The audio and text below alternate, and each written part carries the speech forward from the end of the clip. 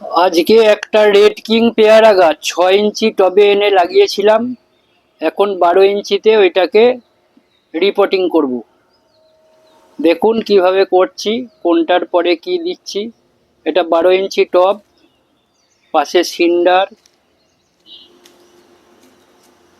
এটা হচ্ছে গিয়ে গার্ডেন সয়েল, চালা আছে, এটা হাড় গুঁড়ো, নিম খোল, এটা হচ্ছে 1 নম্বর নিম খোল, দামটা একটু বেশি, খুব সুন্দর গন্ধ।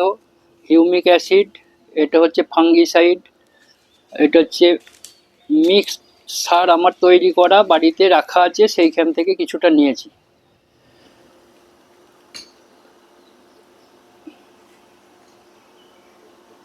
বারো ইঞ্চি টবের নিচে যে ছাদা করা আছে জল নিকাশের জন্যে, সেখানে দুটো খোলা ভাঙা উবুর করে দিলাম। পাশে কোনো গর্ত নেই, হাত দিয়ে দেখে নিচ্ছি। অনেক টবে গর্তও আছে, এটাতে নেই।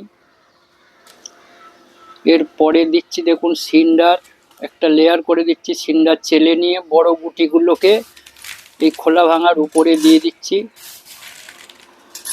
1-1.5 ইঞ্চি মতো একটা লেয়ার করে দিলাম, তাতে জলটা আর আটকাবে না, খুব ভালোভাবে ড্রেনেজ হবে।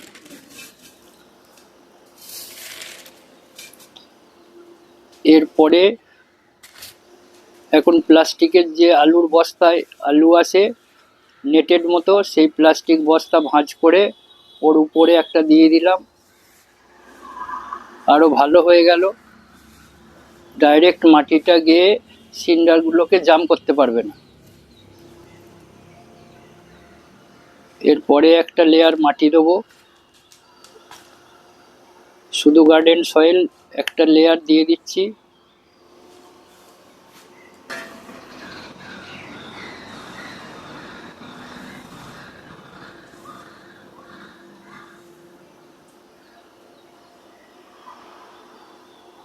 এবার দিয়ে ভালো করে চেপে দিচ্ছি, যাতে এয়ার গ্যাপ না থাকে।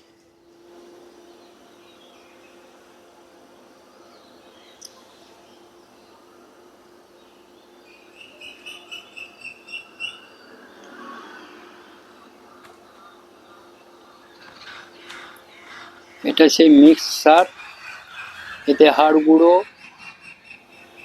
বাদাম খোল, অল্প সর্ষের খোল,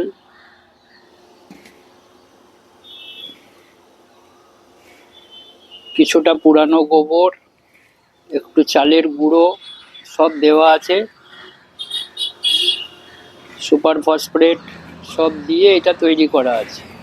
অনেকটাই তৈরি করে রেখেছি, কালকে আরও বেশ কয়েকটা গাছকে রিপোর্টিং করব, তার জন্য রাখা আছে। এবং এটা এখন 1 বছর মতো হয়ে যাবে। ছোট গাছ, বেশি খাবার দেওয়ার দরকার নেই। এই গুঁড়োগুলো আগে দিয়ে দিচ্ছি তলাতে, এর উপরে আবার একটা লেয়ার দেখুন মাটি দিচ্ছি। এবার হাতে করে চেপে দিচ্ছি,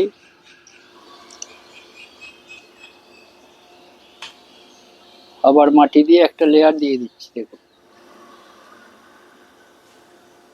একদম ডাইরেক্ট গাছটা যে বসাবো, যেন ডাইরেক্ট শিকড়টা সারের উপরে না লাগে। ছোট গাছ, মাটির উপরে শিকড়টা পড়বে, এবার যখন বাড়বে তখন শিকড়টা তলায় গেলে খাবারও খেয়ে নেবে। এবার এটাকে কিভাবে বার করছি দেখুন, একটা আঙুল দিলাম, আঙুল দিয়ে টবের গায়ে কানাতে একটা ঠোকা দিলেই ও বেরিয়ে চলে আসবে। কালকে জল দিই নেই, শুকিয়েছিল। এই দেখুন তলাতে শিকড় বেরিয়ে গেছে অলরেডি। এটা খুব বেশি দিনের গাছও নয়, 1 মাস মতো হবে।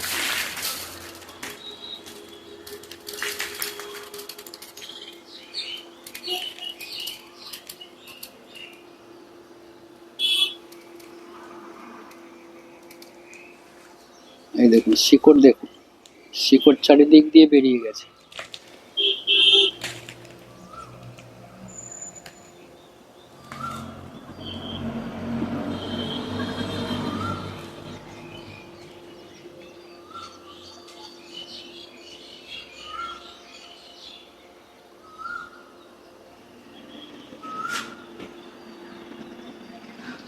চারপাশে আবার মিক্স সার অল্প দিয়ে দিলাম।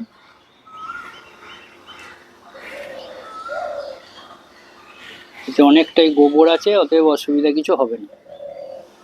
রাসায়নিক সার একটুও নেই।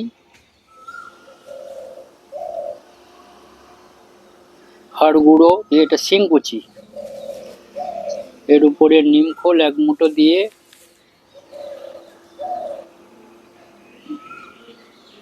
বাগানের মাটিটার সাথে এটা মিক্সড করে নিচ্ছি, তাহলে পোকামাকড় লাগার ভয়টা থাকবে না। ভালো নিমখোল আছে, খুব সুন্দর গন্ধ নিমখোলটার। ভালো করে মিক্সড করে নিচ্ছি শিংকুচি, নিমখোল আর বাগানের মাটিটাকে।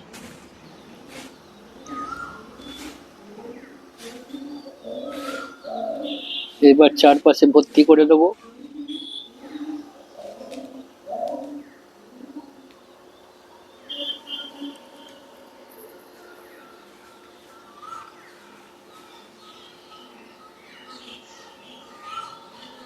আর একটু শিংকুচি দিয়ে দিলাম।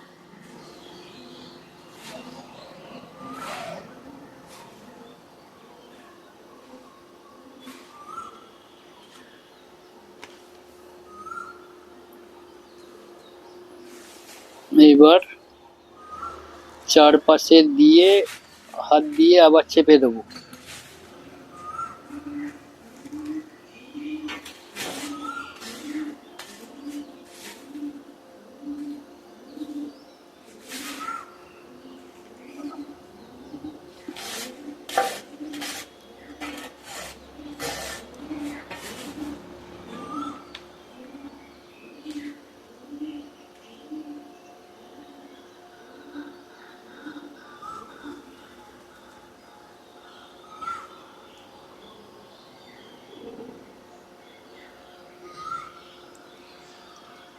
ভালো করে চেপে দিলাম, দিয়ে আবার যেটুকু আছে সেটাও দিয়ে দেবো।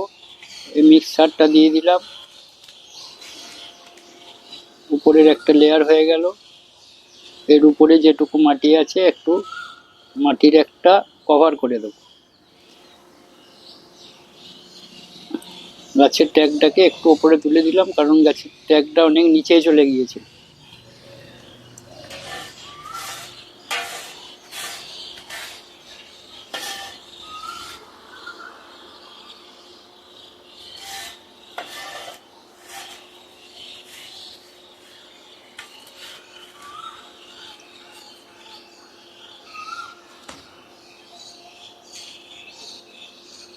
আবার একবার চেপে দিচ্ছি, যাতে কোনোভাবে এয়ার গ্যাপ ভিতরে না থাকে। এয়ার গ্যাপ থাকলেই ফাঙ্গাস হওয়ার সব থেকে বেশি ভয়।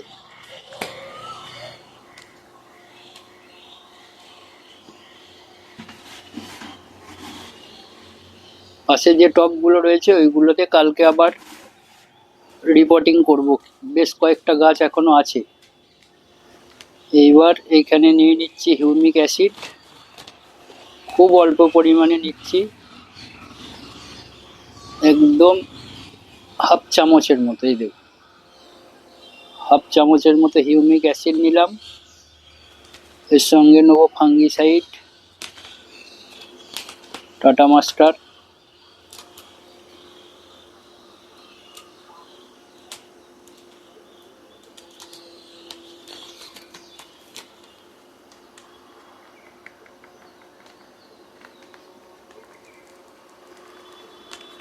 টাটা মাস্টার একটু বেশি দিলেও কোনো অসুবিধা নেই, মাটিতে যেন ফাঙ্গাসটা মুক্ত হয়ে যায়।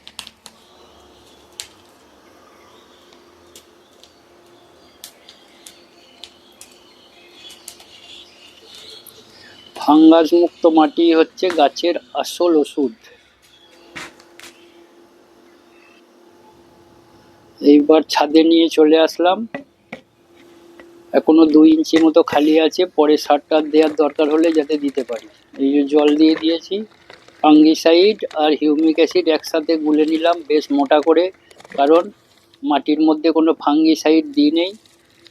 এই যে মোটা করে দিলাম, তাতে একদম মাটির নিচে পর্যন্ত চলে যাবে, তলা দিকে ড্রেনেজ দিয়ে বেরিয়ে গেলে টোটাল মাটিটাতেই ফাঙ্গিসাইড লেগে গেল, তাতে আর ফাঙ্গাস লাগার ভয়টা থাকবে না।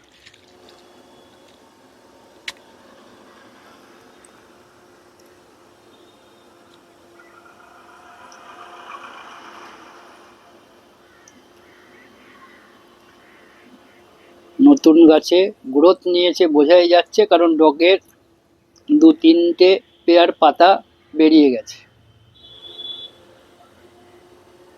বর্ষা আসলে গাছে আরো গ্রোথ নেবে। আস্তে আস্তে মাটিটা ভিজে যাক, ভিজে গেলে তলা দিয়ে যতক্ষণ না বেরোচ্ছে ততক্ষণ জল দিতেই থাকবো।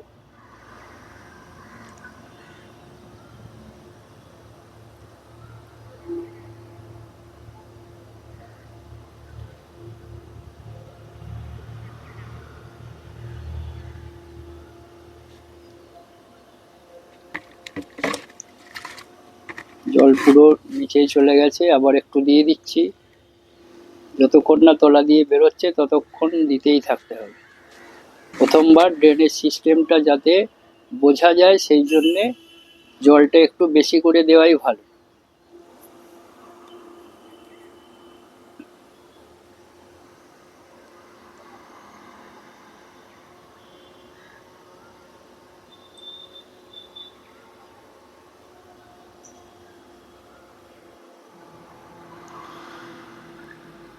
এইবার দিচ্ছি 2 ফোঁটা ভেলাম প্রাইম।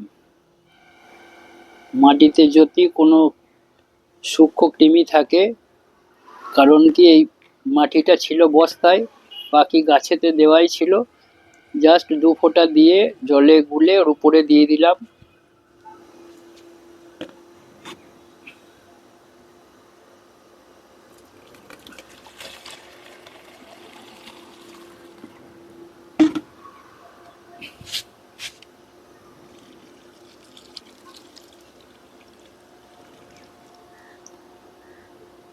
ভেলাম প্রাইম যে উপরে দিয়ে দিলাম, নিচে পর্যন্ত যাবে। দেখুন টবের নিচের দিক দিয়ে জল বেরোচ্ছে অল্প অল্প করে, ড্রেনেজ হোল, তার মানে ঠিকঠাক হয়েছে।